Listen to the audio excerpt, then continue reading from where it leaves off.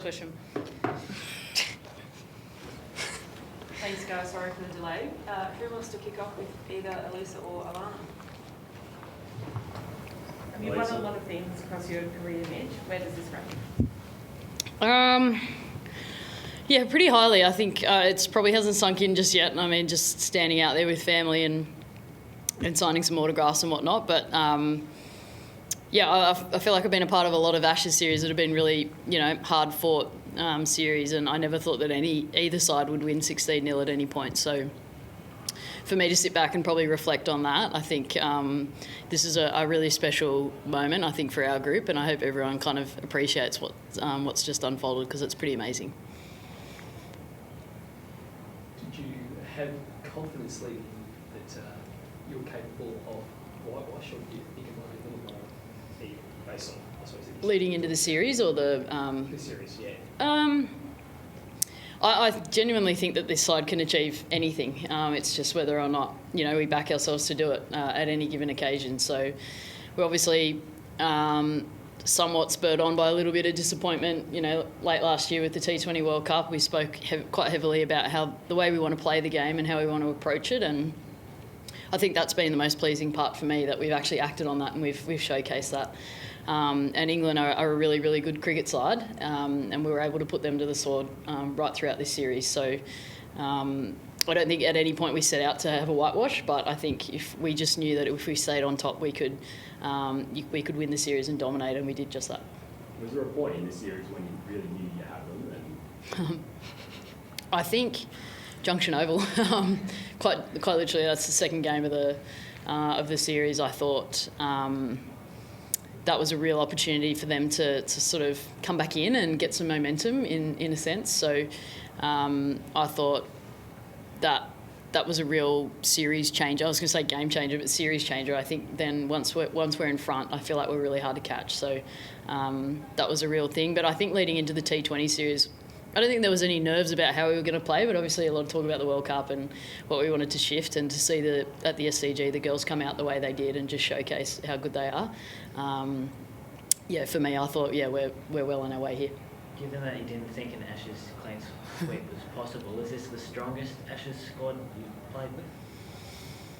Quite possibly, yeah. I think, I mean, when you're sitting Megan Shooten and Georgia Wareham on the sidelines for a pink ball test match, probably means that you've got a pretty strong side to pick from. And the fact that you pick Georgia Voll to debut in a couple of series as well within this series just shows the depth that we've got waiting there in the wings and that are ready to go in international cricket. So quite possibly, I mean, it's a bit harsh on some of the legends of the game that I've played alongside. I've played in some really good teams, but this one's just got something quite special about it, which is cool.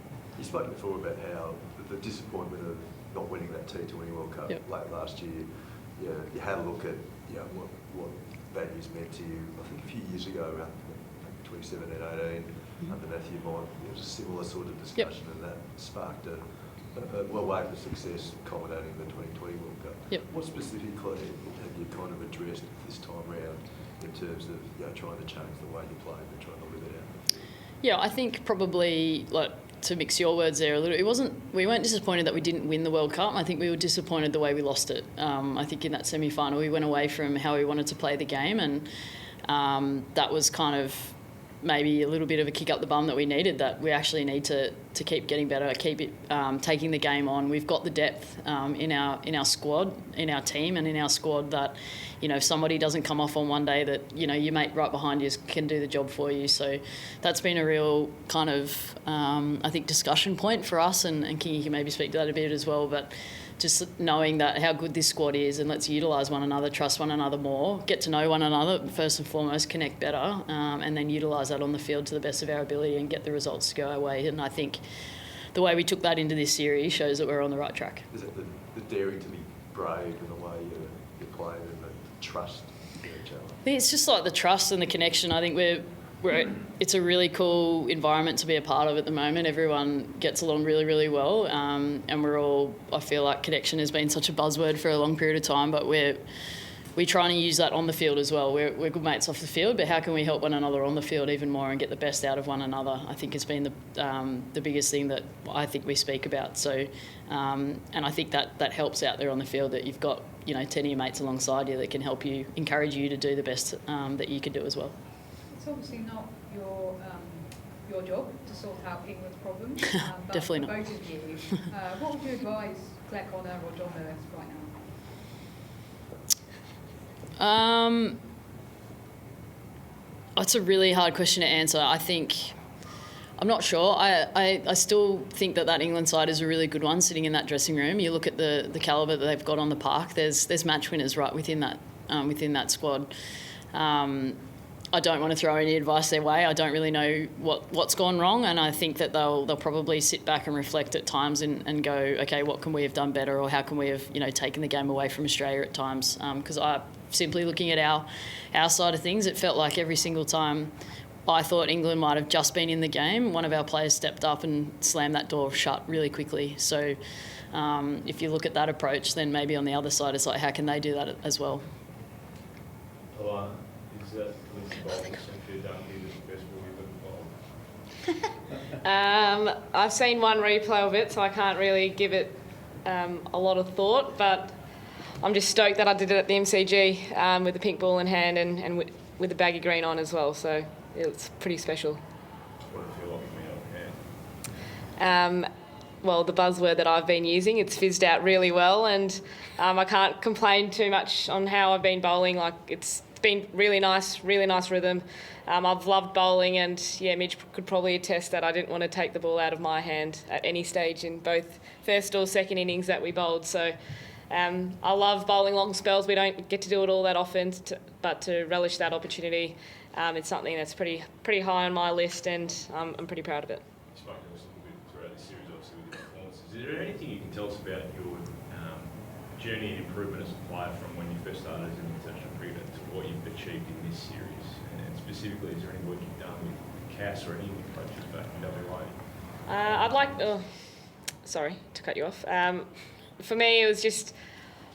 I'm trying to enjoy it as much as I can, and I try to do it with a big smile on my face, because leg spin's probably not the easiest gig going around, and I can be biased and I will be biased, but there's going to be hard times when you're doing some training sessions and it's not coming out as well as it has been, and that can be a back-to-back session. You might feel great one day and feel absolutely rubbish the next day, but it's the work that's gone in, not just in this series but in the years before that, to help me get to this level. But every time that I put on the Australian shirt, I absolutely have a ball. Whether I do well or not, it's for the team, and to see this team go 16-0 in a pretty big series is something that I'm pretty proud of this group. You took 23 wickets, not sure if you're aware that's an Ashes record, equaling Ash, your last one there. How does that sit with you? That's going to take some time to obviously set in. But as I said, I'm there to do my job for Midge and for this team, and whenever I get thrown the ball, I try to take every opportunity I can, and that's awesome that I've got 23 wickets for the series. But what I'm proud of is that we didn't let England in at any stage, whether our backs were against a wall, especially in that second ODI. We probably came from nowhere and won it, but that's just credit to this group in the grit and the fight we have, and it comes down to being connected on field, and we've worked a lot with each other off the field as well. So I think personal accolades are great and something that it might sink in later, but for now I'm going to enjoy this win with the team, and especially this series with the team. What was your perspective of the dismissal, and also how she bowled across the series? Oh, I thought it was outstanding. I think when you have two world-class leg spinners in your squad, it's sometimes a little bit of a difficult balance as to how you utilise, who at what time and whatnot. But I think what stands out for me the most about Kingy and Wolfie as well is that their maturity in that process. That spin group is so united. They work together on everything. They cheer for one another. They're excited when one another do well, and I think that's a really amazing asset to have in this group. But I think Kingy's series in particular, just the impact she was able to have every time she had the ball in her hand, something felt like it was going to happen, and never let one of the English batters settle at any point in time. So for me, that's exactly what you want from your spin attack in any of the formats, and Kingy was able to provide that. So I'm pretty proud of her. You talked about Alana, congratulations first of all. The two people you will share on your boards with, one of them you played a lot of club cricket with, and the another one is someone you get a lot of state cricket with. So what are the emotions like? Because I remember you tweeting about Annabelle Sutherland getting a WBBL call-up back in the first season. So what are the emotions like to share that board, the historic board, with these two, Beth Mooney and Annabelle Sutherland? Yeah, obviously with Belzy, I've played a lot of cricket with her, not just in this team, but back at Paran when we were both playing, and she was a 14-year-old and I just moved over to the club as well. And I just had a chat with her mum and dad before, and we said the True Blues are on the honours board, which is pretty special. And to have, again, with Moons as well, I'm absolutely pumped for her. She grinded some tough sessions yesterday, and to get on, not just on the honours board, but to get 100 in a test match at the MCG, I'm pretty bloody proud of her. And I think it's just testament to her and what she's been able to do for her whole career. And I think this is the one thing that she probably wanted to get ticked off with 100 in the whites and the baggy greens. So absolutely pumped for those two. As I said before, we're not about the personal accolades, we're about the team success. And I think that's the most pleasing thing about this group. We do it for one another, and we celebrate with one another as well. Just one word, Alyssa. December 2023, you were sitting in Wankhede after a defeat against India, and you said, I'm learning on the go, this is the longest format, I don't know much about it, we'll see how it goes. Almost a year after that, you're sitting here as a captain who's led to the team, not just in this, but the win against South Africa. How does it feel personally as a captain's win, and what you have learned in this format especially? Yeah, I think probably what I've learnt this format is just to hang in there, and I think encouraging your teammates to hang in there as well. We've got an outstanding bowling attack. We've also got real depth with the bat in hand as well, and you know you're going to be under the pump at times, whether that's the opposition bowling or batting. They're going to put you under pressure, but for us it's holding our nerve and sticking to what we can do within our little four walls, and chatting and going out there and achieving what we want to achieve, and we did just that. So from a captain's perspective, that's all I really need to do is just encourage them to keep doing what they're doing, stay patient, and we'll reap the rewards. And I think we did that beautifully, I think, against South Africa in particular, but I think in this day-night test match against England, I thought we did that outstandingly well. Did you talk about the connection within the team and what Alana brings on field? What does she bring off field for the side as well? I know she often runs the coffee machine, runs the clients meetings, all that stuff. She runs a lot. No, she is fines master, right? So she is boss lady outside of, in the change room, off field. So everyone listens to Alana and to what Alana needs, Alana wants. You have to answer that. No, she's exactly what you see on the field, I think, and that's really cool. I think it's a really authentic Kingy that you see out there, and that's exactly what she provides our group. A lot of buzz, a lot of energy, and the willingness to see everybody enjoy their time on tour, which I think is really cool. Alana, can you take us into that final hour? The fielders all around the bat, the results beyond doubt. Take us into that moment. It was painful at times, obviously with both the tailenders in Filer and Bell. They showed a bit of grit and probably got a bit of frustration out of us a little bit, but it was just about hanging in there and being patient, and Midge had to run over to both myself and Ash to be like, we just got to stay really patient here, it will come.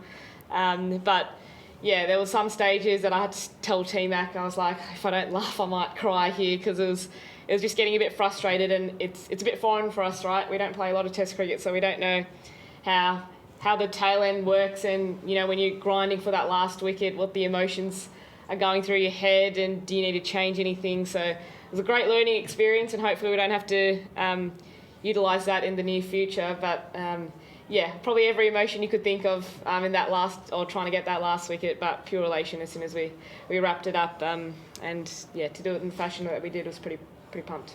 To be honest, all I said was toss it up. Just wanted to ask you about your future and how much longer you want to play for. I mean, you spoke before about how your enthusiasm... Are you retiring me? No, okay. Far from it. About how the side can achieve anything.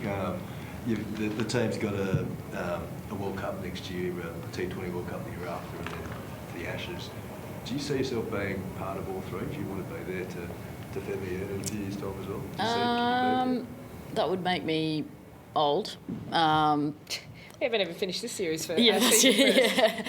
Yeah. Look, I've got some thoughts in the back of my mind about what it looks like for me moving forward. But I think most importantly, for me, when I took on this role, I wanted to get us to that ODI World Cup and get us into a place where we wanted to be in a really great place as a group, playing some really good cricket, and obviously to hold that trophy at the end of it. And that was what I said in my 4-point PowerPoint plan to present my case as to why I could be captain. So, but I think for me, what I've kind of really enjoyed over the last 18 months, 2 years of doing the job is what we've been able to achieve, and probably how the group's come along such a long way. I think for me personally to have played a little bit of a role in that, in helping drive that has been really cool. So we'll wait and see what the future looks like, will we? How bad is your foot, and what does the next couple of months look like? Fortunately for me, I got a couple of months with feet up, so I'm pretty bummed by that, but at the same time elated to have a little bit of downtime and try and get my body right. It's been a really frustrating probably 18 months for me. Just you get yourself right back playing and something else goes wrong. So just going to have a look at a couple of things and how I can be better, maybe a bit more disciplined in some areas and make sure I'm right to go, in particular for that ODI World Cup. It's going to be a huge load coming off not a lot of cricket for a lot of the girls in the winter. So just managing things to get right for that. But I'm looking forward to sticking my feet in an ice bucket for a bit. Alyssa, in your post-match speech tonight, you said an iconic line about Oh, the God. match being bumped to 7 matches Yeah. for the boys. If you could talk to those who like to negatively attack the team just because they're girls, what would you say to them? I don't know too many of them, which I'm blessed for, and I don't read too many comments on social media as well. But look, I think what tonight in particular and this Test match at the end of the series, I think what it has shown is what an amazing summer of cricket it's been, and how much I think the Aussie fans have really loved cricket this summer. I mean, I got to watch the Border Gavaskar Trophy firsthand. I watched the WBBL, I watched the BBL, I watched how many people are coming through the gates, in particular this Ashes series as well. So I don't think anyone can say too much negative comments about what an amazing summer this has been and how much success Australia have had. I think it's been an amazing one. Cool. Thank you, guys. Sorry to make you wait.